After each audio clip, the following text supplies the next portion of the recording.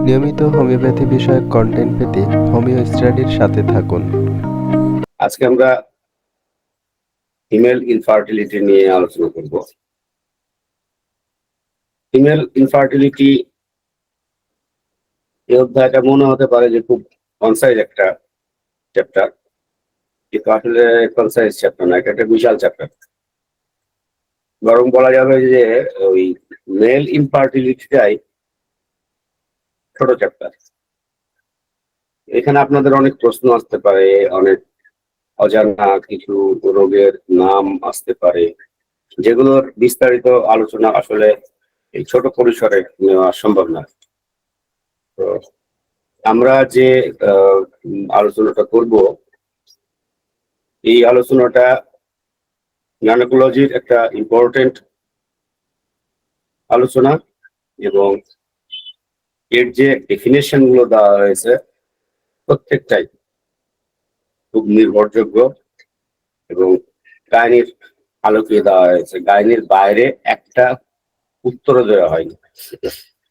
Infertility বলতে আমরা আসলে কি বুঝি? ইনফার্টিলিটি হচ্ছে কোনো দম্পতি যদি উপযুক্ত বয়সে, এটা হচ্ছে প্রথম শর্ত, উপযুক্ত বয়সে। দ্বিতীয় শর্ত হচ্ছে কোনরূপ জন্ম নিয়ন্ত্রণ পদ্ধতি গ্রহণ ছাড়াই, সেটা মেল হতে পারে ফিমেল হতে পারে, অর্থাৎ কোন ধরনের গর্ভ নিরোধ পদ্ধতি ব্যবহার করবে না, এবং 12 মাস, 1 বছর সফলভাবে যৌন মিলনের পরেও যদি সন্তান উৎপাদন, অর্থাৎ সন্তান উৎপাদন করেন ছেলেরা এবং গর্ভধারণ করেন মেয়েরা। এখানে বোঝার সুবিধার্থেই এটা উল্লেখ করা হয়েছে, যেহেতু মেল ইনফার্টিলিটি আমরা পরবর্তী সময়ে পড়ব বা জানবো, সেই জন্য এখানে সন্তান উৎপাদন এবং গর্ভধারণ এই কথাটা উল্লেখ করা হয়েছে। কোন দম্পতি যদি উপযুক্ত বয়সে কোনরূপ জন্ম নিয়ন্ত্রণ পদ্ধতি গ্রহণ ছাড়াই 12 মাসের মধ্যে যদি সন্তান উৎপাদন বা গর্ভধারণে ব্যর্থ হন, তখন তাকে আমরা ইনফার্টিলিটি বা স্টারটিলিটি বন্ধ্যত্ব বলি। এটা সারা বিশ্বেই অত্যন্ত কমন একটা প্রবলেম। বিশেষ করে উন্নত বিশ্বে, আমেরিকায় তো বলা হয় যে 28% দম্পতি এই অনুর্বর বা ইনফার্টিল।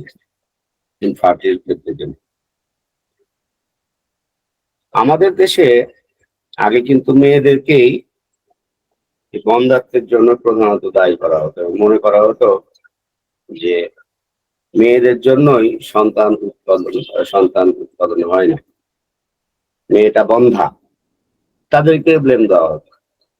এবং আমরা সবাই জানি যে আগে এমনও হয়েছে যে একজন পুরুষ একাধিক বিয়ে করেছেন সন্তান লাভের আশায়, কিন্তু শেষে দেখা গেছে যে না, আসলে সমস্যা তারই। কিন্তু তখন এত উন্নত চিকিৎসা পদ্ধতি বা চিকিৎসা ব্যবস্থা ছিল না, বিধায় এটা জানাও সম্ভব ছিল না যে সমস্যাটা কার বা কি ধরনের এবং তার চিকিৎসাটা কি ধরনের হওয়া উচিত। কিন্তু বর্তমান সময় পরিবর্তন হয়েছে এবং যুগে যুগে এটা ডেভেলপ হচ্ছে। এখন আরো অনেক, যেটা আমরা কখনো কল্পনা করিনি, বন্ধ্যাত্বের ক্ষেত্রে সেই চিকিৎসা ব্যবস্থাগুলোও কিন্তু ধীরে ধীরে আমরা সবাই জানি যে আসছে এগুলো, এবং চিকিৎসা পদ্ধতি আরো বেশি উন্নতি করছে। তো সন্তান দম্পতিদের ক্ষেত্রে, যারা নিঃসন্তান দম্পতি, তাদের পুরুষরা দায়ী 35%, 50% ক্ষেত্রে কিন্তু নারীরা দায়ী, এটাও সত্য কথা। আর বাকি 15% এর কোনো সুনির্দিষ্ট কারণ এ পর্যন্ত চিকিৎসা বিজ্ঞানীরা আবিষ্কার করতে পারেননি। এটা গেল ইনফার্টিলিটির সংজ্ঞা, এবং এটা নির্ভরযোগ্য সংজ্ঞা নিঃসন্দেহে। কেউ কেউ 12 মাসের জায়গায় 24 মাস বলেন, কিন্তু 12 মাসই বেশিরভাগ বইয়ে 12 মাসই উল্লেখ করা আছে। যেখানে দেখবেন অধিকাংশ জায়গাতে 12 মাস উল্লেখ করা আছে। কারণ ফিমেল ইনফার্টিলিটি নিয়েই কিন্তু আমাদের আজকে যেহেতু আলোচনা, এবং টপিকসটা ফিমেল ইনফার্টিলিটি নিয়ে, সুতরাং আমরা এখানে কিন্তু মেল ইনফার্টিলিটি নিয়ে কোনো আলোচনা আছে করবো না। যদি কথা প্রসঙ্গে অর্থাৎ প্রাসঙ্গিক ভাবে যদি মেল ইনফার্টিলিটি সম্পর্কে আলোচনা চলে আসে, তখন আমরা সেই বিষয়বস্তুর উপর হয়তো কিছুটা আলোকপাত করতে পারি, কিন্তু প্রকৃতপক্ষে আজকের সম্পূর্ণ আলোচনাটাই হবে ফিমেল ইনফার্টিলিটি। ফিমেল ইনফার্টিলিটির পেছনে যে কারণগুলো দায়ী থাকে, কারণগুলো কিন্তু অনেক বিশাল এবং ব্যাপক ব্যাপক। এই জন্য কারণগুলোকে আমরা যেন খুব ভালোভাবে বোঝার চেষ্টা করি। প্রথমত, ওভুলেশন সংক্রান্ত ত্রুটি, অর্থাৎ একজন মেয়ের যদি ওভুলেশন না হয় তাহলে সেই মেয়েটার গর্ভধারণ হবে না। এই ওভুলেশনটাকে কয়েকটা ভাগে ভাগ করা হয়। তার পূর্বে এখানে আরেকটা বিষয়কে উল্লেখ করা উচিত যে আমরা যদি কারণকে বলি, কারণটাকে আমরা দুইটা ভাগে যদি ভাগ করি, অর্থাৎ ফিজিওলজিক্যাল কারণ অর্থাৎ শরীরবৃত্তীয় কারণ, যেটাকে আমরা স্বাভাবিক কারণ হিসেবে গণ্য করতে পারি, সেটা হচ্ছে উপযুক্ত বয়স না হওয়া। আমরা এটাকে এভাবে বলতে পারি। আসলে চিকিৎসা বিজ্ঞান তো চিকিৎসকরাই তৈরি করেন। এটা আপনি আপনার মনের মাধুরী দিয়ে, আপনার জ্ঞানের পরিধি দিয়ে, সীমা দিয়ে এটাকে সুন্দরভাবে সুসজ্জিত করবেন। এটাই তো আমরা চাইবো। আমরা যদি এটাকে ফিজিওলজিক্যাল কারণের মধ্যে গণ্য করি, তো যদি কোনো মেয়ের যদি উপযুক্ত বয়স না হয়, স্বাভাবিকভাবেই সে গর্ভধারণ করবে না। দ্বিতীয়ত, গর্ভবতী কোনো নারী যদি গর্ভবতী অবস্থায় থাকেন তো তিনি আর গর্ভধারণ করবেন না। 3 নাম্বার, মেনোপজ অর্থাৎ ঋতুস্রাব স্থায়ীভাবে যদি বন্ধ হয়ে যায়, সেক্ষেত্রে সন্তান ধারণের সম্ভাবনা খুবই খুবই খুবই খুবই খুবই কম হতে পারে, রেয়ার ক্ষেত্রে, কিন্তু সেই সম্ভাবনাটা খুব কম। এই 3টা হচ্ছে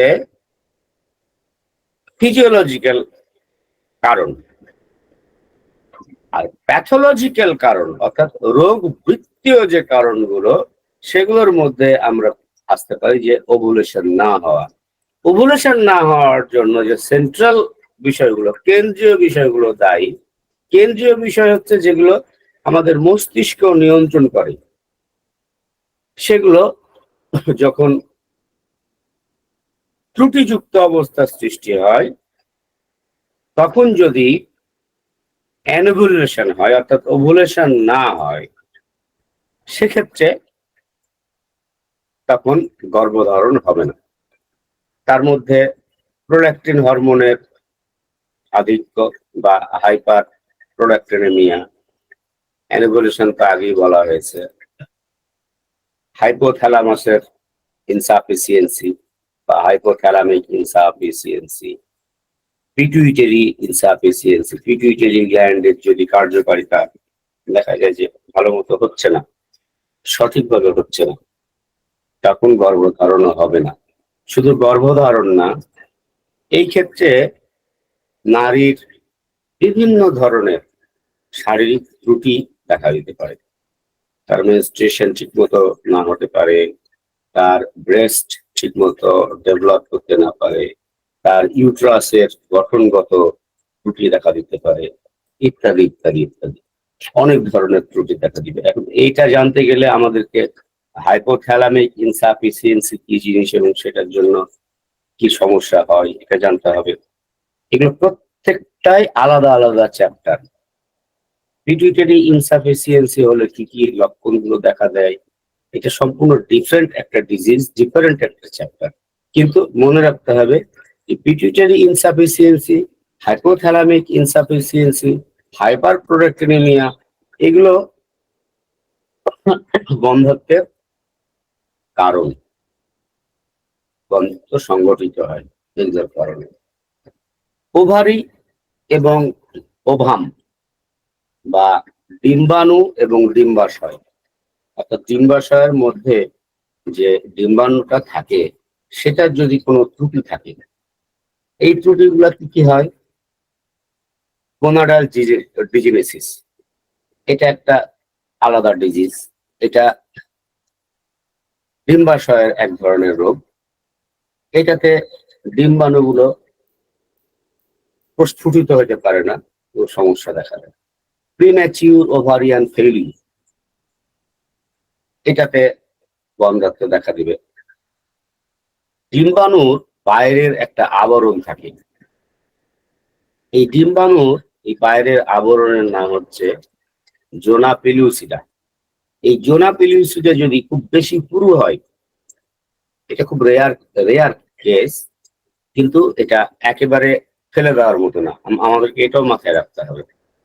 এটা ভেদ করে এত বেশি পুরু যে এটা ভেদ করে শুক্রকীর যে ডিম্বাণুর সাথে মিলিত হবে, সেই মিলনটা সংগঠিত হয় না। এটা ডিম্বাণুর বিশেষ এক ধরনের অ্যানোমেলিস বা ত্রুটি। এটার জন্য কিন্তু বন্ধ্যাত্ব দেখা দিতে পারে। আর কি কি কারণে হতে পারে? ডিম্বাশয়ে টিউমার হতে পারে, পলিসিস্টিক ওভারিয়ান ডিজিজ হতে পারে, রেজিস্ট্যান্স ওভারিয়ান সিনড্রোম হতে পারে। মেটাবলিক যে সমস্ত কারণগুলোতে হয়, থাইরয়েড গ্ল্যান্ডের রোগ, বিশেষ করে হাইপোথাইরয়েডিজম। হাইপোথাইরয়েডিজম যদি হয়, হাইপারথাইরয়েডিজম অথবা হাইপোথাইরয়েডিজম, দুটার ক্ষেত্রেই কিন্তু বন্ধ্যাত্ব দেখা দিতে পারে। এক্ষেত্রে মেনস্ট্রুয়েশনও গোলমাল দেখা দিবে। রেনাল ডিজিজ, কিডনির কিছু রোগ আছে যে রোগগুলোতে বন্ধ্যাত্ব দেখা দিতে পারে। লিভারের বিশেষ কিছু রোগ আছে যেগুলোতে বন্ধ্যাত্ব দেখা দিতে পারে, অথবা গর্ভবতী হওয়ার পরেও গর্ভ নষ্ট হয়ে যেতে পারে, অ্যাবর্শন হয়ে যেতে পারে। অবেসিটি, অবেসিটি আরেকটা কারণ। এন্ড্রোজেন হরমোনের আধিক্য, যেটা পলিসিস্টিক ওভারিয়ান সিনড্রোম বা পলিসিস্টিক ওভারিয়ান ডিজিজে আমরা পাই। এন্ড্রোজেন হরমোন বেড়ে যায়। রক্তে যদি এন্ড্রোজেন হরমোন বাড়ে, তখন এই কনসিভ হবে না, সন্তান ধারণ হবে না, এবং ইনফার্টিলিটি দেখা দেওয়ার সম্ভাবনা ব্যাপকভাবে দেখা দিবে। এখন এন্ড্রোজেন হরমোন যদি বাড়ে এবং পলিসিস্টিক ওভারিয়ান ডিজিজ যদি হয়, পলিসিস্টিক ওভারিয়ান ডিজিজ এখন তো খুব ব্যাপকভাবে দেখা দিচ্ছে। পলিসিস্টিক ওভারিয়ান ডিজিজ এটা বায়োল্যাটারাল, দুইটা ওভারিতে ছোট ছোট অসংখ্য সিস্ট দেখা দেয়, এবং এই সমস্ত মেয়েদের মেনস্ট্রুয়াল কিছু প্রবলেম হয়। আপনারা পলিসিস্টিক ওভারিয়ান সিনড্রোম বা পলিসিস্টিক ওভারিয়ান ডিজিজ সম্পর্কে জানেন, তারপরেও একটু ধারণা থাকা ভালো। এবং এদের মেনস্ট্রুয়েশন খুব অনিয়মিত হবে। দেখা যাবে 2 মাস 3 মাস মেনস্ট্রুয়েশন হচ্ছে না, আবার মেনস্ট্রুয়েশন শুরু হলে মেনস্ট্রুয়েশন ভালো হতে চাবে না। সে সাথে আর কি কি থাকবে? শরীরে অতিরিক্ত লোম থাকবে, অবাঞ্ছিত লোম। অর্থাৎ দেখা যাবে যে ওই মেয়েটার দাড়ি অথবা গোপে হালকা রেখা, ভ্রু খুব মোটা এবং ঘন ঘন ভ্রু মোটা। তারপরে আপনারা তো জুলফি বা চিপ বোঝেন, এই দাড়ির মতো অনেক দূর পর্যন্ত লম্বা হয়ে থাকে। আপনারা যদি পা দেখেন, ওই মেয়েটার পা দেখবেন যে মেয়েদের পায়ে যেমন পশম গুলো খুব ছোট এবং একটু মসৃণ থাকে, কিন্তু পলিসিস্টিক ওভারিয়ান সিনড্রোমের পেশেন্ট যারা, তাদের পায়ের এই লোমগুলো পুরুষদের মতো হবে। আর দিন দিন রোগী মোটা হতে থাকবে, তলপেটে প্রচুর মেদ জমতে থাকবে, আর সেই সাথে আপনার পিঠে মুখে ব্রণের মতো কিছু উদ্বেগ দেখা দিবে, ইরাপশন দেখা দিবে। আরেকটা গুরুত্বপূর্ণ লক্ষণ থাকবে, সেটা হচ্ছে যে শরীরের ঘামের যে গন্ধটা, এই গন্ধটা খুব দুর্গন্ধযুক্ত। পুরুষদের শরীরে যেরকম একটা ঘামের দুর্গন্ধ থাকে, এই দুর্গন্ধ পাওয়া যাবে। পলিসিস্টিক ওভারিয়ান ডিজিজ আপনারা পরবর্তী সময়ে যখন পড়বেন তখন আপনারা এগুলো আরো বিস্তারিত জানতে পারবেন। অন্যান্য যে সমস্ত কারণগুলো আরো দায়ী থাকে, সেগুলো হচ্ছে যে বীর্যপাতের পরপরই যোনিপথ থেকে সমস্ত বীর্য নিষ্ক্রান্ত হয়ে যাওয়া, নিষ্কাশন হয়ে যাওয়া, দ্রুত বীর্যপাত, না সরি, এই বীর্যটা বাইরে বের হয়ে আসা যোনিপথ থেকে দ্রুত। আরেকটা প্রবলেম হয়, এই প্রবলেমটা খুব কমন, কিন্তু আমরা এটা বুঝি না। সেটা হচ্ছে যে মহিলার বা নারীর শরীর বীর্যকে ফরেন বডি মনে করে। ফরেন বডি মনে করে সে করে কি, তার শরীরে এক ধরনের অ্যান্টিবডি তৈরি করে। অ্যান্টিবডি তৈরি করে ওই স্পার্ম গুলোকে তার শরীর ধ্বংস করতে থাকে। যেহেতু স্পার্মে যে স্পার্মটা, সিমেনে যে স্পার্ম থাকে, স্পার্ম গুলো সে ফরেন বডি মনে করছে, সে করে কি খুব দ্রুত সেগুলোকে নষ্ট করতে থাকে। এটাও একটা গুরুত্বপূর্ণ কারণ ইনফার্টিলিটির, ফিমেল ইনফার্টিলিটির।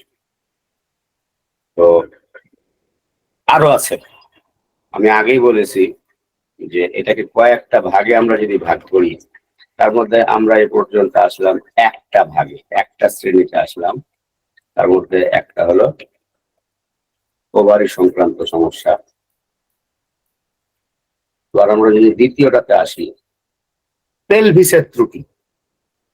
পেলভিস মানে তো বোঝেন আপনারা, পেলভিস মানে বস্তি গহ্বর, যে অংশটাতে রিপ্রোডাক্টিভ অর্গান গুলো থাকে আমাদের তলপেটের ভেতর অংশে, এবং মেয়েদেরও তলপেটের ভেতর অংশে যে জরায়ু, ওভারি, ফ্যালাপিয়ান টিউব এগুলো থাকে।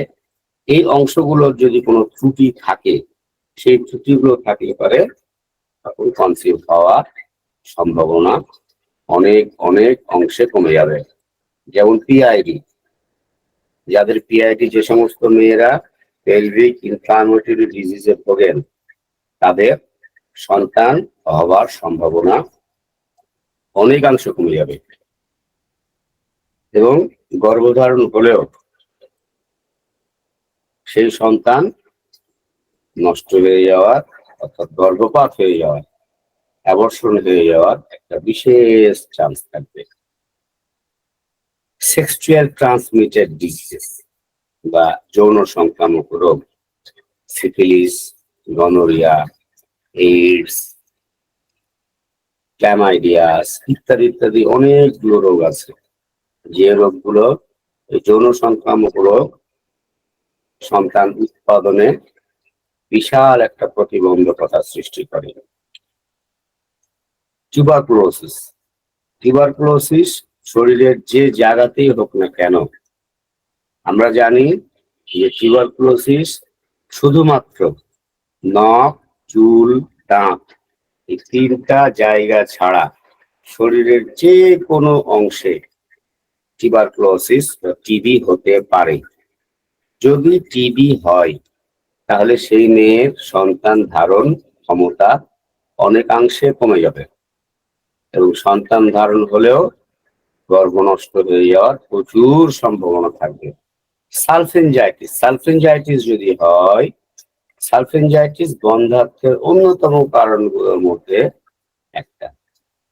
আর অ্যাসারম্যান সিনড্রোম বলে একটা ডিজিজ আছে, যেটাতে হয় কি ইউট্রাসের ওয়াল গুলো একটা আরেকটার সাথে অ্যাডিশন হয়ে যায়, জুড়ে যায়। এই যে জুড়ে জুড়ে যায়, এই টিস্যুর লেয়ার গুলা একটা স্কার্ট তৈরি করে জরায়ুর ভেতরেই, বাইরের অংশে বোঝা যাবে না, ভেতরের অংশেই এই ইউট্রাসের ওয়াল গুলো একটার সাথে আরেকটা স্কার্ট তৈরি করে, এবং টিস্যু গুলো সংযুক্ত হয়ে যায়, অ্যাডিশন হয়ে যায়, যেটাকে অ্যাসারম্যান সিনড্রোম বলে। অ্যাসারম্যান সিনড্রোমের আরো অনেকগুলো লক্ষণ আছে, কিন্তু এটা অন্যতম লক্ষণ। অ্যাসারম্যান সিনড্রোমে এটা সুনিশ্চিত ভাবে বন্ধ্যাত্ব থাকবেই। আমরা যদি বলি আরো অনেকগুলো ত্রুটি আছে যেগুলো হয়তো এখানে লেখা হয়নি, যদি আপনারা জানেন, যে যেমন ইনফ্যান্টাইল ইউট্রাস, বয়স যথেষ্ট হয়েছে কিন্তু তার জরায়ু ছোট ছোট হয়ে আছে, যেটাকে বলা হয় ইনফ্যান্টাইল ইউট্রাস। ইনফ্যান্ট মানে নবজাতক, নবজাতকের মতো জরায়ু। আমি এখানে হয়তো লিখিনি, সময় অভাব, সুযোগ অভাব, প্রয়োজন মনে হয়নি, বা মনে হয়েছে আপনারা বিষয়টা জানেন। আমি আবারও বলছি, এই বিষয়গুলো বুঝতে হবে আমাদেরকে, আমাদের ধ্যান ধারণা চিন্তা চেতনা দিয়ে। যদি আমরা আমাদের মনের চোখ দিয়ে বিষয়গুলো বুঝি, তাহলে আমাদের কাছে একদম পরিষ্কার হয়ে যাবে। ইউটেরাইন সেপ্টা, ইউটেরাইন সেপ্টা আর একটা ডিফর্মিটি ইউটেরাইনের, সেটা হচ্ছে জরায়ুর মাঝ বরাবর একটা, নাকের মাঝ বরাবর যেরকম একটা সেপ্টাম বা ভেদক হাড় থাকে, ঠিক সেরকম জরায়ুর ভেতরে একটা ভেদক থাকা, ইউটেরাইন সেপ্টা বলা হয় এটাকে। যদি ইউটেরাইন সেপ্টা থাকে, তাহলে সেই মেয়ের গর্ভসঞ্চার হবে না, ইনফ্যান্টাইল ইউট্রাস, গর্ভসঞ্চার হবে না, সে মেয়েটা ইনফার্টিলিটিতে ভুগবেই, শতভাগ সুনিশ্চিত ভাবে ভুগবেই। তো বাইকনকেভ অথবা বাইকনকেভ মানে একই সাথে দুইটা জরায়ু, এক্ষেত্রে প্রবলেম থাকে, কারণ দুইটা জরায়ু আলাদা আলাদা থাকে, কিন্তু খুব সাইজে খুব ছোট থাকে জরায়ুগুলো। এই প্রবলেম গুলো থাকলে পরে ইউট্রাসের যে সমস্ত অনেকগুলো অ্যানোমেলিজ আছে, অনেকগুলো অ্যাবনর্মালিটিস আছে, অসংখ্য অজস্র অ্যাবনর্মালিটিস আছে। সুতরাং এই ইউট্রাসের যদি কোনো ত্রুটি থাকে, সেই ত্রুটিটা যেমনই হোক না কেন সেটা জানতে হবে, বুঝতে হবে, এবং সেটার পেছনে যে বিষয়গুলো দায়ী থাকে সেই বিষয়গুলোকে জানতে হবে। Endometriosis, what is endometrium? প্রথমে আমাদেরকে জানতে হবে যে এন্ডোমেট্রিয়াম কি। এন্ডোমেট্রিয়াম হচ্ছে জরায়ুর ভেতরের দেয়ালের একটা আবরণ, যে আবরণটা প্রত্যেক ঋতুস্রাবের সময় খসে খসে বেরিয়ে হয়ে আসে এবং আবার নতুন ভাবে আবরণটা তৈরি হয়। যদি এন্ডোমেট্রিওসিস হচ্ছে, যদি এই আবরণটা জরায়ুর থেকে আশেপাশের অংশগুলোতে, যেমন ফ্যালোপিয়ান টিউব, ওভারি, অ্যাডিনেক্সা এবং পেলভিক অর্গানের দিকে আস্তে আস্তে আগাতে শুরু করে, বিস্তার লাভ করা শুরু করে, তখন এটা হচ্ছে এন্ডোমেট্রিওসিস। আর এন্ডোমেট্রাইটিস হচ্ছে এন্ডোমেট্রিয়ামের প্রদাহ, আর এন্ডোমেট্রিওসিস হচ্ছে এটা বিস্তার লাভ করা। মেট্রাইটিসে অত জটিল সমস্যা নয় যে এই গর্ভধারণ করবে না, সে গর্ভধারণ করবে, কিন্তু গর্ভধারণটা একটু সময় সাপেক্ষ হবে। কিন্তু এন্ডোমেট্রিওসিসে গর্ভধারণের পসিবিলিটি অনেকাংশে কম।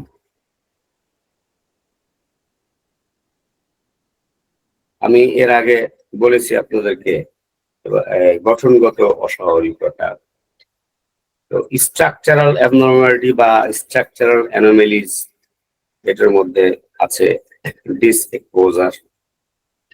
ডিসএক্সপোজার একটা ডিফারেন্ট টাইপের প্রবলেম, যেটা জন্মগতভাবে হয়। প্রজনন নালীর স্বাভাবিক বহন এবং প্রবাহ ব্যাহত হওয়া, যে নালী দিয়ে, যে যোনিপথ দিয়ে বীর্য বাহিত হয়, এই বীর্যর বহনটা যদি স্বাভাবিক না হয়, তাহলে সন্তান ধারণের সম্ভাবনা কমে যাবে। মায়োমাও এক ধরনের জরায়ুর টিউমার। আর ফাইব্রয়েড ইউট্রাসও এক ধরনের, এটাও তো আপনারা জানেন, ফাইব্রয়েড ইউট্রাস সম্ভবত এর আগে ক্লাসে পড়ানো হয়েছে। ফাইব্রয়েড ইউট্রাস থাকলে স্পন্টেনিয়াস অ্যাবর্শন হওয়ার সম্ভাবনা প্রচুর। গর্ভধারণ তো ত্রুটিপূর্ণ হবেই, সেই সাথে যে সমস্যাটা হবে সেটা হচ্ছে ফাইব্রয়েড ইউট্রাস, বিশেষ করে সাবমিউকোসাল লেয়ারে যদি ফাইব্রয়েড ইউট্রাস, ফাইব্রোমা হয় বা ফাইব্রয়েড হয়, আমি আবার বলছি সাবমিউকোসাল লেয়ারে, জরায়ুর আউটার লেয়ারে না, আউটার লেয়ারে যদি হয়, সেক্ষেত্রে রোগীর কিছু জটিলতা দেখা দিবে, কিন্তু তারপরে রোগী কিন্তু সন্তান ধারণ করতে পারবে। কিন্তু যদি এমন হয় যে সাবমিউকোসাল লেয়ারে হয়েছে বা ফান্ডাসের এমন একটা লোকেশনে হয়েছে, যেখানে ফান্ডাসে তো আমরা জানি যে ইমপ্লান্টেশনটা ফান্ডাসে হয়, এমব্রায়োনিক স্যাক যে ফান্ডাসে আপনার ইমপ্লান্টেশন হচ্ছে, এই অংশে যদি একটা চাপ থাকে, একটা প্রেসার থাকে, তখন এখানে আর ওই এমব্রায়োনিক স্যাকটা এসে প্রতিস্থাপন হতে পারবে না, এবং তখন স্বাভাবিকভাবেই পেশেন্ট কনসিভ করবে না।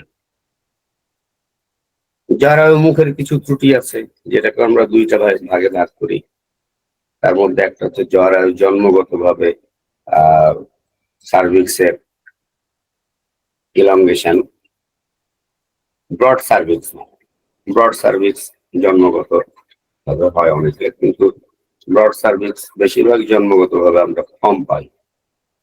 তো এটা হচ্ছে যে এলংগেটেড সার্ভিক্স বা জ্বরের মুখ সম্প্রসারিত হয়ে থাকা। আর আপনারা সবাই জানেন যে সিমেন বা বীর্য, বীর্য হচ্ছে অ্যালকালাইন, আর যোনিপথ থেকে যে রসটা নিঃসরণ হয় এটা অ্যাসিড বা অ্যাসিডিক। এই অ্যাসিডিক ভাব যদি অত্যাধিক বেশি হয়, অ্যাসিড কিন্তু অ্যালকালাইনকে নষ্ট করে, এবং অ্যাসিড অ্যালকালাইনকে নষ্ট করে বিধায় প্রত্যেকটা পুরুষ যখন যৌন উত্তেজিত হয়, সেক্সুয়ালি এক্সাইটমেন্ট যখনই একজন পুরুষের মধ্যে আসে, তখন তার প্রোস্টেট গ্ল্যান্ড থেকে এক ধরনের রসক্ষরণ হয়, যেটাকে আমরা বলি প্রোস্টেটিক ফ্লুইড। এই প্রোস্টেটিক ফ্লুইডটা প্রকৃতপক্ষে আসে প্রোস্টেট গ্ল্যান্ড থেকে। প্রোস্টেট গ্ল্যান্ডে যে 50-60টা ছোট ছোট নালীমুখ এসে ইউরেথ ছাতে ওপেন করে, এই ইউরেথ ছাতে তখন ওরা এই প্রোস্টেটিক ফ্লুইডটা নিঃসরণ করতে থাকে, এবং যৌন উত্তেজিত হলেই পুরুষদের এই রসটা আসে। পুরুষরা গ্রাম অঞ্চলে এটাকে বলে ধাতু। এটা অনেক হোমিওপ্যাথ ডাক্তাররা বলে যে ধাতু, ধাতু বলে কোনো শব্দ নয়, ধাতু মানে হচ্ছে মেটাল। প্রোস্টেটিক ফ্লুইড এটা হচ্ছে একটা অ্যানাটমিক্যাল টার্ম এবং এটা মেডিকেল টার্ম, এটাই ব্যবহার করাটাই সঠিক, উপযুক্ত। এই প্রোস্টেটিক ফ্লুইড কি করে? একটা ছেলে যে প্রস্রাবটা করে, প্রস্রাবটা অ্যাসিড। একটা ছেলে দৈনিক 5 বার 6 বার 7 বার যে প্রস্রাবটা করে, এই প্রস্রাবের নালীটা এই অ্যাসিডিক হয়ে থাকে। বীর্য হচ্ছে অ্যালকালাইন। আপনারা সবাই জানেন যে যে রাস্তা দিয়ে বীর্যপাত হয় সেই রাস্তা দিয়েই কিন্তু প্রস্রাব নিঃসরণ হয় পুরুষদের। মেয়েদের ক্ষেত্রে কিন্তু তা না, মেয়েদেরও কিন্তু প্রস্রাব অ্যাসিডিক। ছেলেদেরও প্রস্রাব মানেই অ্যাসিড। এখন যেহেতু মেয়েদের প্রস্রাবের রাস্তা এবং ঋতুস্রাবের রাস্তা বা প্রজননের রাস্তা আলাদা, এদের দুইটা অংশই কিন্তু অ্যাসিডিক। আর অ্যাসিড অ্যালকালাইনকে নষ্ট করে। বীর্যের যে অ্যালকালাইন থাকে, এটা অ্যাসিডে যাতে নষ্ট না হয়, এই জন্য স্রষ্টার তরফ থেকে পুরুষ যখনই উত্তেজিত হয় এক ধরনের রস, এখান থেকে পাতলা রস, এই প্রোস্টেটিক ফ্লুইডটা আসে যাতে এই অ্যাসিডিক ভাবটাকে নিউট্রালাইজ করা যায়।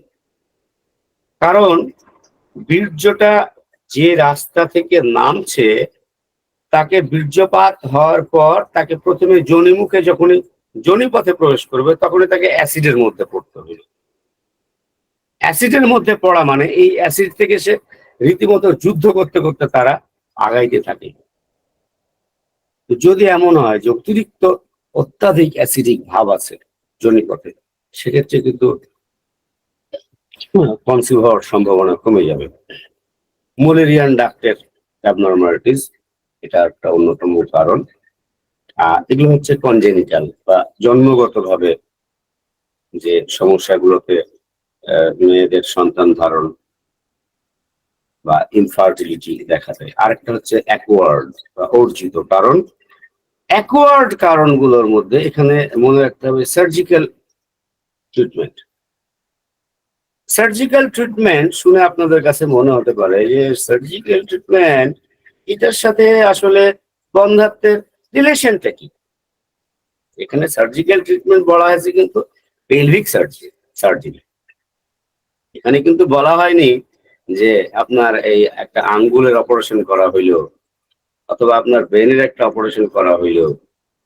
হ্যাঁ, ব্রেনের যদি হয় এমন যে পিটুইটারি গ্ল্যান্ডের একটা অপারেশন করা হইলো, অথবা ব্রেনের একটা বড় অংশ আপনার কেটে ফেলা হইলো, হুম, সেক্ষেত্রে একটা কথা আসতে পারে। কিন্তু যদি এমন হয় যে পিত্তথলির পাথর অপারেশন করা হইলো, না, গল ব্লাডার অপারেশনের সাথে বন্ধ্যাত্বের কোনো সম্পর্ক নাই, কোনো সম্পর্ক নাই।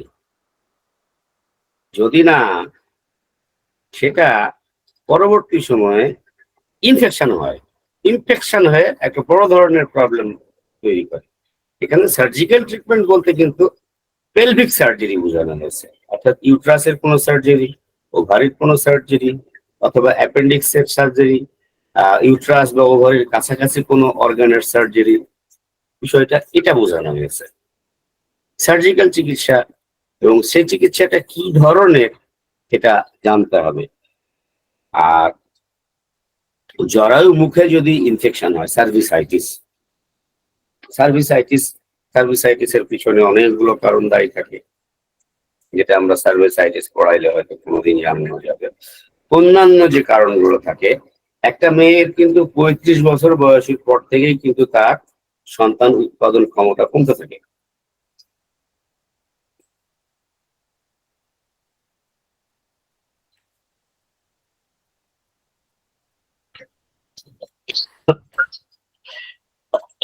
সরি, আচ্ছা, 37 বছর বয়সে উপরে হলে স্বাভাবিক বয়সের সম্ভাবনা আরো কমে যাবে। সুতরাং 35 বছর বয়সের পরেই কিন্তু চিকিৎসা নিলে 35 বছরের আগেই নেওয়া উচিত। বন্ধ্যাত্বের চিকিৎসা 35 বছর বয়সের আগেই নেওয়া উচিত। সবচেয়ে উপযুক্ত বয়স হচ্ছে 20 থেকে 24। আমাদের কাছে 20 থেকে 24 বছর বয়সে আসে না, কম আসে, 26, 27, 28 বয়সে আসে। বেশিরভাগ দেখা যায় যে অন্য জায়গায় চিকিৎসা করে। শারীরিক অথবা মানসিক কারণে যৌন মিলনে অক্ষমতা, এই যে শারীরিক এবং মানসিক কারণে যৌন মিলনে অক্ষমতা, এটা এক ধরনের মেয়েদের মানসিক সমস্যা। অনেকে এটাকে ফ্রিজিডিটি বলে। ফ্রিজিডিটি হচ্ছে যে আগে ফ্রিজিডিটি বলা হতো, এখন ফ্রিজিডিটি বলা হয় না বা কম বলা হয়, কাম শীতলতা। শরীরকে যৌন মিলনের পূর্বে নারী এমন ভাবে শক্ত করে ফেলে যে যৌন মিলন আর কোনো ক্রমে সম্ভব হয়ে ওঠে না। এটা এক ধরনের শারীরিক এবং মানসিক যৌন মিলনে অনাসক্তি জনিত অক্ষমতা। এটা হতে পারে ভয়ের কারণে, হতে পারে অনেক অনেক কারণ আছে, ডিসপ্যারোনিয়া তার মধ্যে একটা, অর্থাৎ যন্ত্রণাদায়ক যৌন মিলন। যদি যন্ত্রণাদায়ক যৌন মিলন হয় সেক্ষেত্রে বন্ধ্যাত্ব আসতে পারে। মনে রাখতে হবে যে এটা কিন্তু খুব জরুরি নয়। অর্থাৎ যৌন মিলনের জন্য যে ফ্যাক্টর গুলো দায়ী, তার মধ্যে একটা মেয়ে ব্যথা পাচ্ছে কি পাচ্ছে না, আনন্দ পাচ্ছে কি পাচ্ছে না, এটা ফ্যাক্ট না। এটা মোটেও গুরুত্বপূর্ণ বিষয় না। গুরুত্বপূর্ণ যে বিষয়, সে বিষয়গুলোতে আমরা আসছি। সঠিক সময়ে এবং যথেষ্ট সময় পর্যন্ত মিলিত হতে না পারা। আমাদের দেশে যে সমস্ত দম্পতিগুলো সন্তান না হওয়ার জন্য চিকিৎসকের কাছে যান, আপনারা যদি তাদের সাথে কাউন্সিলিং করেন তাহলে দেখবেন যে তারা, তাদের মধ্যে অধিকাংশই যৌন মিলন সম্পর্কে অজ্ঞ এবং অনভিজ্ঞ, এবং তাদের এই বিষয়ে পর্যাপ্ত জ্ঞানের খুবই অভাব। তারা জানে না ওভুলেশন কি, তারা এটা বোঝে না। কোন সময়ে ওভুলেশন হয় একজন নারীর, সেটা তারা বোঝে না। একটা নারীকে যদি বলা হয় যে আপনি মাসের বিশেষ কোনো সময় কি যৌন উত্তেজনা অনুভব করেন, সে সেটাকে স্বাভাবিকভাবে নিতে পারে না কথাটাকে, এবং কথাটাকে লজ্জার সাথে গ্রহণ করে। আমাদের সমাজে এইটা খুব প্রচলিত যে বিষয়টা খুব, এগুলো লজ্জাজনক বিষয়, এগুলো নিয়ে আলোচনা না করাই ভালো। আল্লাহ রাব্বুল আলামিন জানে, আমাকেও বোধহয় এগুলো কথা শুনতে হবে, মাহবুব জানে। কোন কোন লুব্রিক্যান্টস আছে যেগুলো লুব্রিক্যান্টস অনেক অনেক দম্পতি ব্যবহার করে, যে ভ্যাজাইনাল ড্রাইনেস, যোনিপথ এত বেশি শুষ্ক যে মিলন করা সম্ভব হয় না, তখন তারা বিভিন্ন ধরনের লুব্রিক্যান্টস, কিছু পিচ্ছিল তৈল বা পিচ্ছিল কিছু উপাদান আছে যেগুলো তারা ব্যবহার করে যৌন মিলন করার জন্য। এগুলো কিন্তু অনেকগুলো লুব্রিক্যান্টস আছে যেগুলো কিন্তু এই স্পার্মকে ধ্বংস করে ফেলে। এটা একটা বিশেষ বিষয় যে আমরা এটা খেয়াল করি না। মারাত্মক ভয় এবং দুশ্চিন্তা, এটাও একটা বড় কারণ। অত্যাধিক দুশ্চিন্তা যে গর্ভধারণ হয়ে যাবে, সন্তান যদি পেটে চলে আসে, যারা এই ধরনের ভাবনা ভাবে তাদের সন্তান ধারণ হওয়ার সম্ভাবনা অনেক অনেকাংশেই কম। আর একটা পরিবারে যদি একাধিক নিঃসন্তান দম্পতি থাকেন, তবে আপনার কাছে যিনি আসছেন তার অবশ্যই খোঁজ নেন যে তার পরিবারে একাধিক এ ধরনের নিঃসন্তান দম্পতি আছেন কিনা। আর যৌন মিলনের এবং সন্তান ধারণের পরিপন্থী বিভিন্ন ধরনের পেশা এবং পরিবেশ।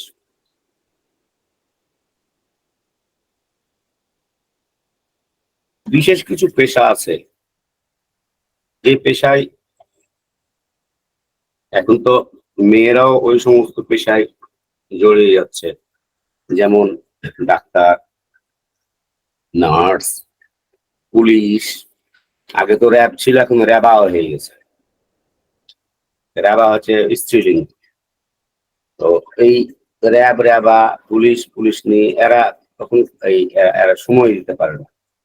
যে সমস্ত দম্পতি সময় দিতে পারবে না পরস্পরকে, তারা সন্তান ধারণের আশা করতে পারবে না, পারা যায় না। আর মনস্তাত্ত্বিক কারণ কেন, এটা আমি আপনাদেরকে পরে আরো বিস্তারিত বুঝিয়ে বলব। এবার আমরা আসি কারা আক্রান্ত হয়। আপনাদের বোধহয় খুব বিরক্ত লাগছে শুনতে, অবকর জানি যে না আমরা উপভোগ করছি। এই প্রবলেম গুলোতে যারা ভোগে, উপরে যে সমস্ত আমি যেগুলো এর আগে প্রিভিয়াসলি যে সমস্ত টপিক বিষয়গুলো বললাম, এই বিষয়গুলো সাথে যারা যুক্ত, সে সমস্ত স্বাভাবিকভাবেই তারা আক্রান্ত হবে। যারা মোটা তাদের মধ্যে বন্ধ্যাত্ব বেশি দেখা দেয়, ধনীরা বেশি বন্ধ্যাত্বের শিকার হন। যারা আবার এখানে যারা স্থূল তারা যেমন আক্রান্ত হয়, যারা খুবই শীর্ণ তারাও কিন্তু আক্রান্ত হয়, এবং যারা খুব অপুষ্টি শিকার তারাও আক্রান্ত হয়। তিনটাই। এখানে আমি অপুষ্টি উল্লেখ করেছি, যাই হোক, হ্যাঁ, খুব অপুষ্টিতে ভুগে তারাও আক্রান্ত হয়। ধূমপাই এবং মদ্যপায়ী, আমাদের বাংলাদেশে আহ মেয়েরা ধূমপান বা মদ্যপান করে না, বিশেষ করে উপজাতিরা হয়তো করে, কিন্তু এই সাধারণ মেয়েরা করে না, কিন্তু এটা একটা ফ্যাক্টর। এবং অত্যাধিক কফি পান তো খুবই খারাপ, কফি খাওয়া খুবই খারাপ। আর যারা শারীরিকভাবে অত্যাধিক পরিশ্রম করে, আমাদের দেশে দেখবেন বডি বিল্ডার কম, ইংল্যান্ড আমেরিকায় প্রচুর মহিলা বডি বিল্ডার। তো মহিলা বডি বিল্ডার এর পাশাপাশি এখন একটা ট্রেডিশন চালু হয়েছে যে ছেলেদের মতো ছেলেদের অনুকরণে ছেলেদের মতো পোশাক পরা, ছেলেদের স্টাইলে চুল কাটা, ছেলেদের স্টাইলে হুন্ডা বাইক চালানো, সাইকেল চালানো, ছেলেদের স্টাইলে মার্শাল আর্ট প্র্যাকটিস করা, ছেলেদের স্টাইলে বডি বিল্ডিং। এদের মধ্যে হয় কি, এদের মধ্যে দেখবেন যে একটা হাঁটা চলাফেরা একটা পুরুষেরই ভাব চলে আসে।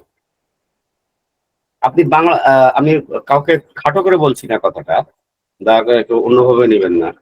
আপনারা দেখবেন যে বাংলাদেশ বাংলাদেশে যে সমস্ত মহিলা ক্রিকেটার আছেন এবং মহিলা ফুটবলার আছেন, তাদের ফিজিক্যাল স্ট্রাকচার এবং তাদের হাঁটার স্টাইল আপনারা যদি দেখেন, তা আপনারা একটু ভালোভাবে লক্ষ্য করলে দেখবেন যে তাদের হাঁটার স্টাইলটা 8-10টা মেয়ের মতো নয়, একটু ডিফারেন্ট এবং অনেকটা পুরুষালী। এদের মধ্যে কিন্তু বন্ধ্যত্ব আসার প্রবল সম্ভাবনা থাকে, এটা মনে রাখতে হবে।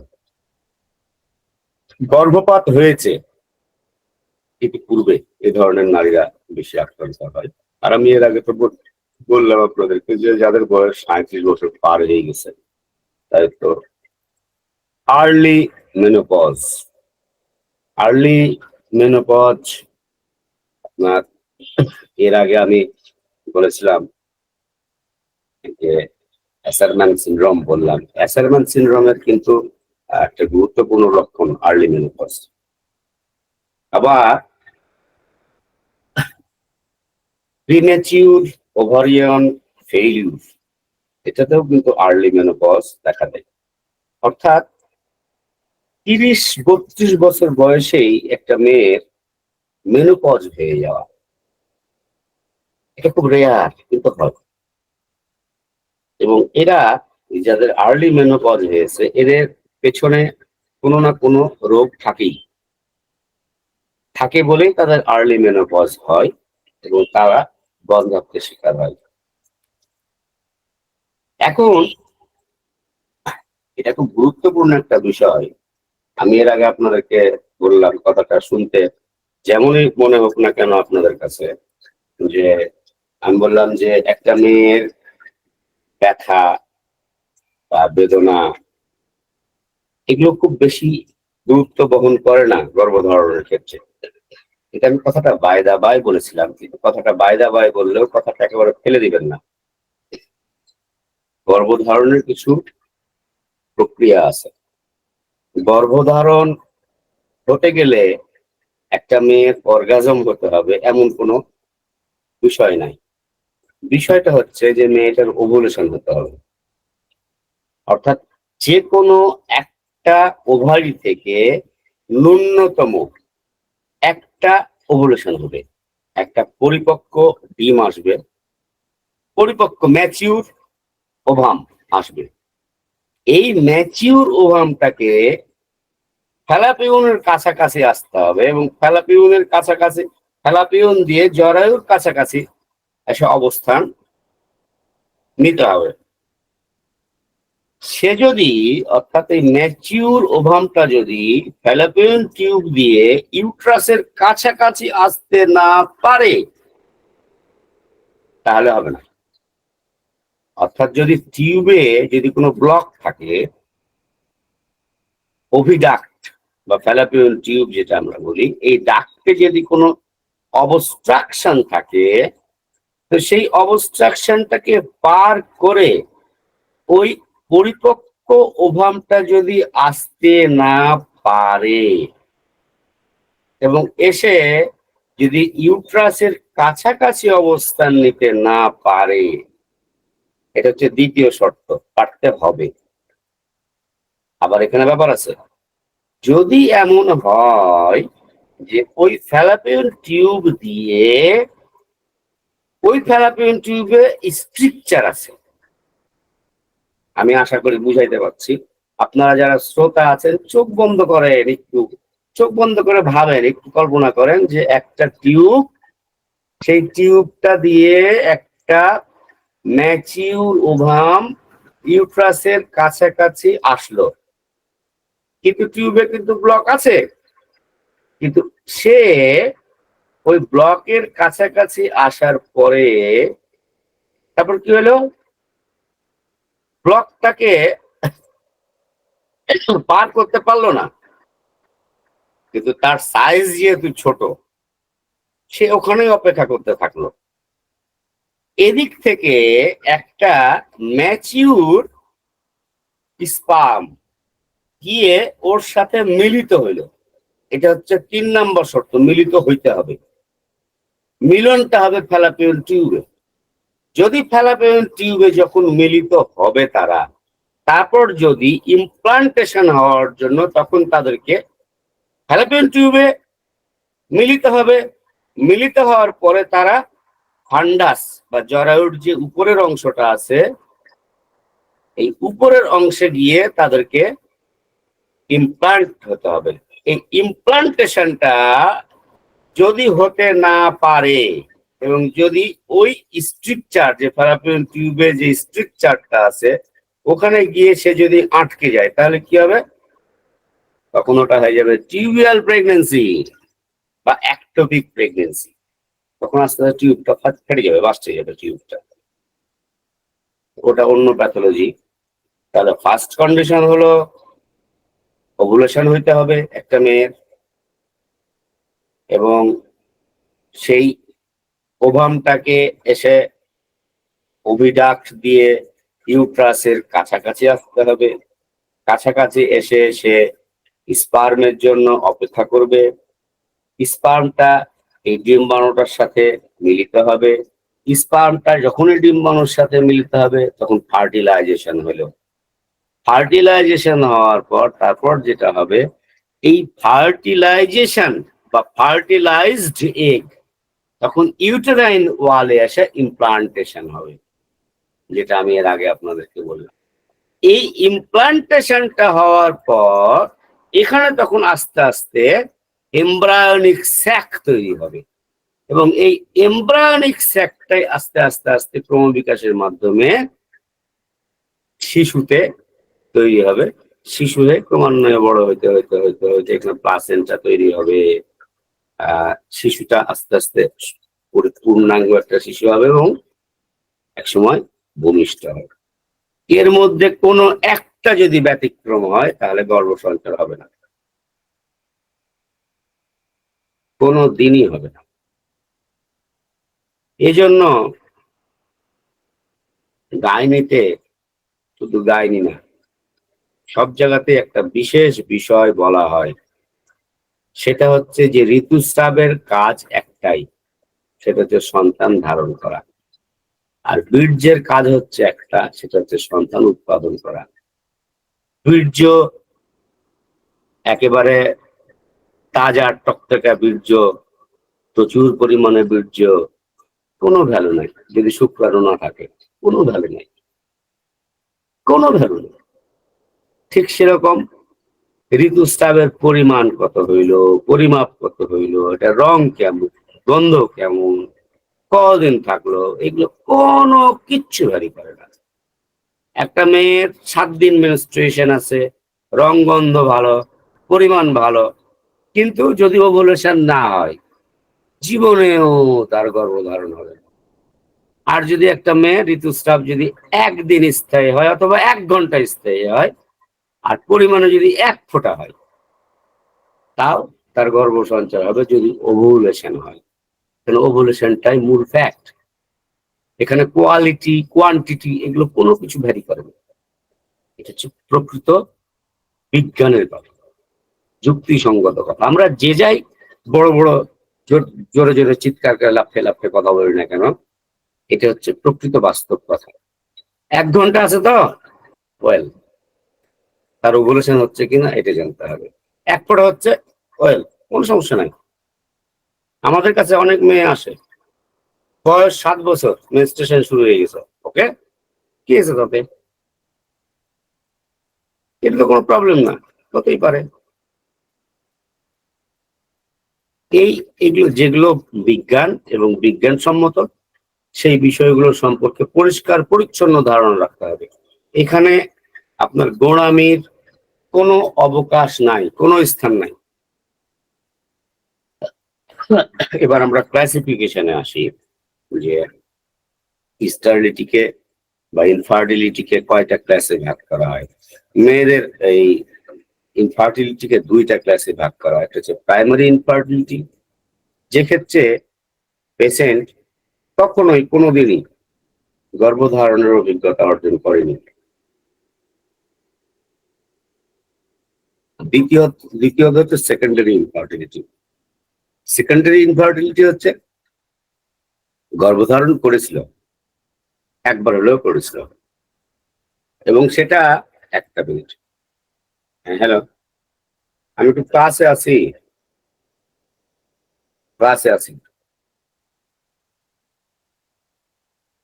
গর্ভধারণ করেছিল, এই তো অভিজ্ঞতা যদি অর্জন করে থাকে একবারও, তাহলে দিস ইজ সেকেন্ডারি ইনফার্টিলিটি। একবার হয়েছে, একটা সন্তান আছে, আপনার কাছে আসছে আর একটা সন্তানের জন্য, এটা সেকেন্ডারি ইনফার্টিলিটি। আপনার কাছে একটা পেশেন্ট আসছে যার বিয়ে হয়ে গেছে, 1 বছর পার হয়ে গেল, এই মেয়েটার কোন ধরনের পদ্ধতি ব্যবহার করছে না, মেলামেশা নিয়মিত করে, কিন্তু 1 বছর পার হয়ে যাওয়ার পরেও তার গর্ভসঞ্চার হচ্ছে না, প্রাইমারি ইনফার্টিলিটি। আশা করি প্রাইমারি এবং সেকেন্ডারি বিষয়টা আপনাদের কাছে একদম ক্লিয়ার হয়ে গেছে। আমরা লক্ষণের মধ্যে আসি। আসলে এখানে আমি লিখে বলছি বিষয়টা যে লক্ষণটা আসলে নির্ভর করবে কারণের উপরে। আমি এর আগে যে কারণগুলো বললাম, ওই কারণগুলো যেগুলো যেগুলো আছে, যেমন হাইপোথ্যালামিক ইনসাফিসিয়েন্সি, পিটুইটারি ইনসাফিসিয়েন্সি, এগুলো বড় বড় ডিজিজ, বিভিন্ন ধরনের ডিজিজ। যদি পিটুইটারি ইনসাফিসিয়েন্সি হয়, সে মেয়েটার কি ধরনের লক্ষণ আসবে, এটা কেবলমাত্র পিটুইটারি ইনসাফিসিয়েন্সি পড়লে আপনি বুঝতে পারবেন বা জানতে পারবেন। হাইপার প্রোডাক্টিনেমিয়া, রক্তে প্রোল্যাক্টিন হরমোনের আধিক্য। যদি প্রোল্যাক্টিন হরমোন বেড়ে যায়, অত্যাধিক পরিমাণে যদি বেড়ে যায়, তাহলে কি কি লক্ষণ আসতে পারে? সুতরাং সিমটম এবং সাইন দুটাই কিন্তু সম্পূর্ণভাবে ডিপেন্ড করবে রোগটা কি হয়েছে এবং কারণটা কি, বন্ধাত্মটা কেন আসছে, এটার উপরে।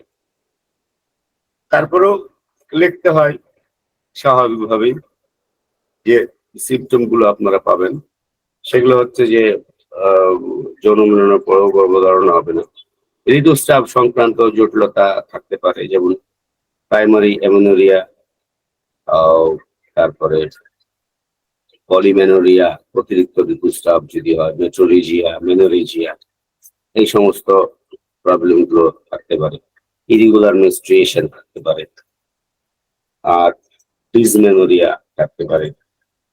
যদিও ডিসমেনোরিয়া খুব গুরুত্বপূর্ণ ফ্যাক্টর নয় এই বন্ধ্যত্বের ক্ষেত্রে, তবে আমরা আমাদের দেশের অনেকেই মনে করে যে ডিসমেনোরিয়া একটা বড় ফ্যাক্টর, কিন্তু ডিসমেনোরিয়ার পেছনে অনেকগুলো কারণ দায়ী থাকে।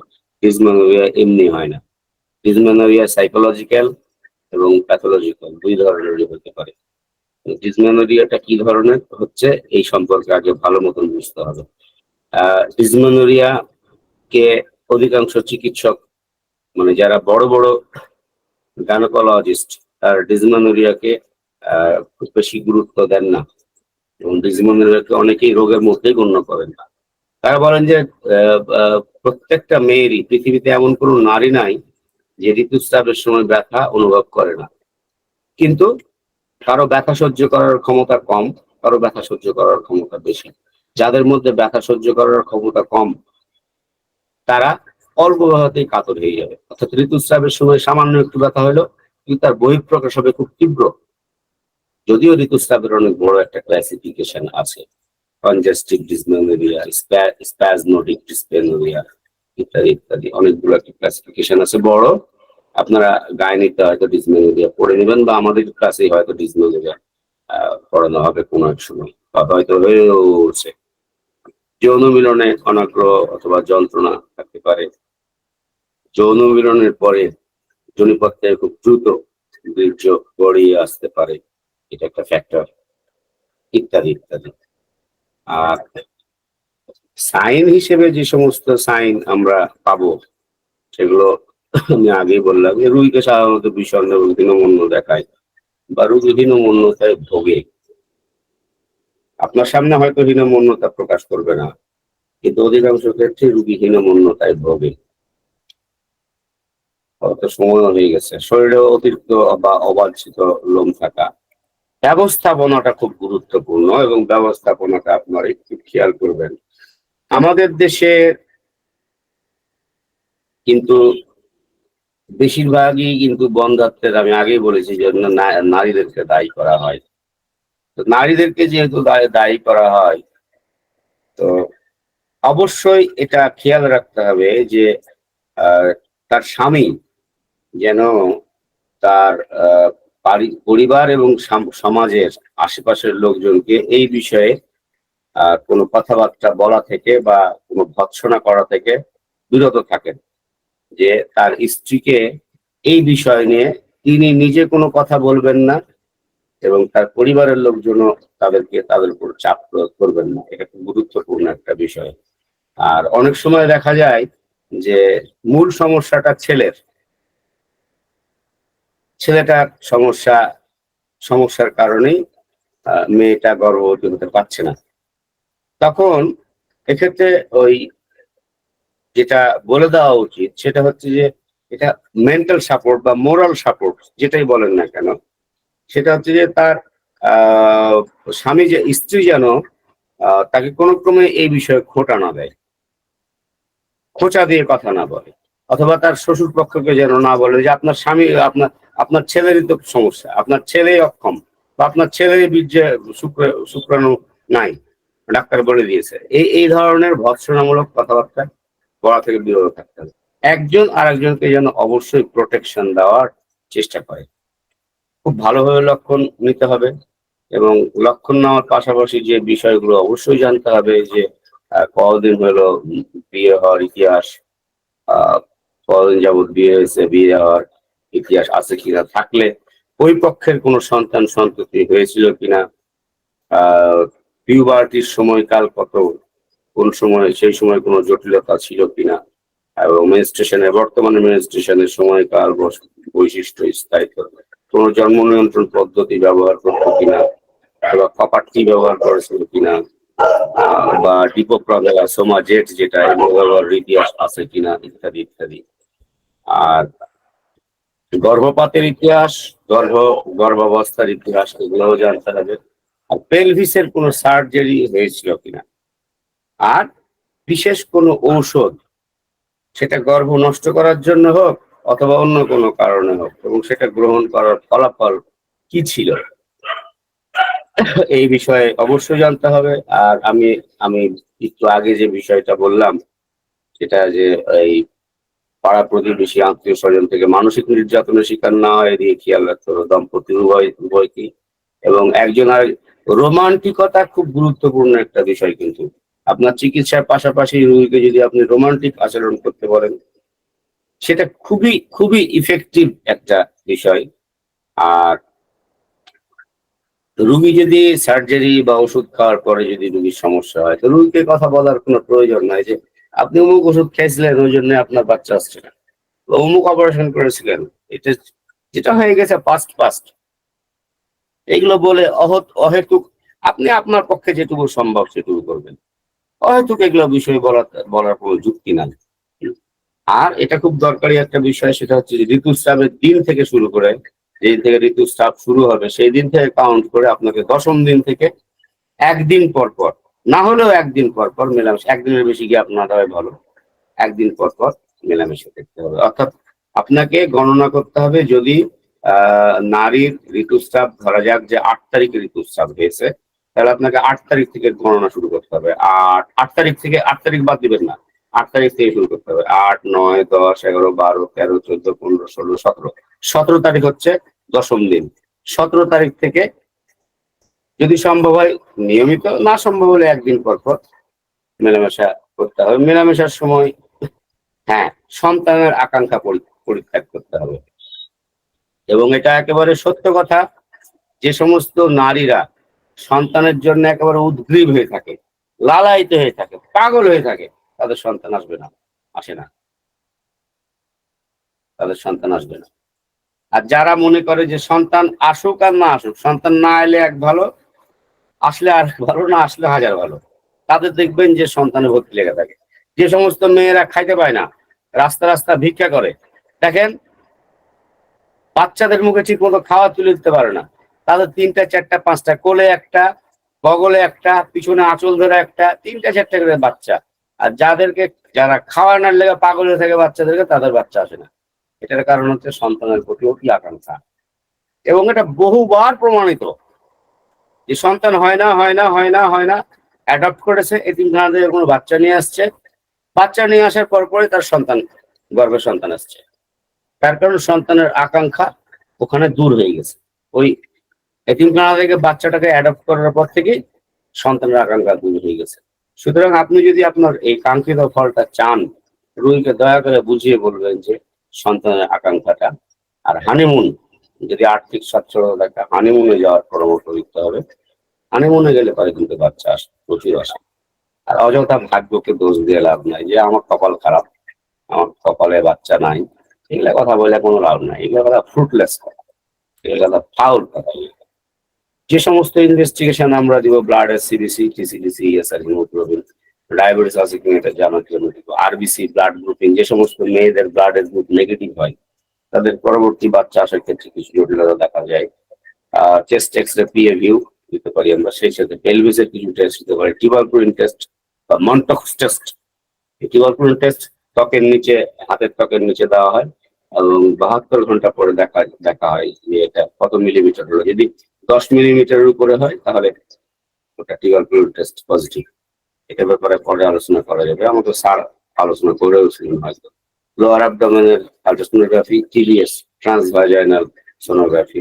হরমোনাল কিছু অ্যানালাইসিস আছে, follicle stimulating hormone, luteinising hormone, serum prolactin, oestrogen, progesterone, testosterone, T3, T4, TSH, থাইরয়েডের টেস্ট এবং হিস্টোসালপিঙ্গোগ্রাফি। এই টেস্ট গুলো আমরা করাইতে পারি। তো আমার সময় আমি 10 মিনিট পার করে দিয়েছি। আপনাদেরকে অনেক অনেক অনেক অনেক ধন্যবাদ। যদি কোনো প্রশ্ন থাকে আমি যথাসাধ্য চেষ্টা করব সেই প্রশ্নগুলোর উত্তর দেওয়ার চেষ্টা থাকবে।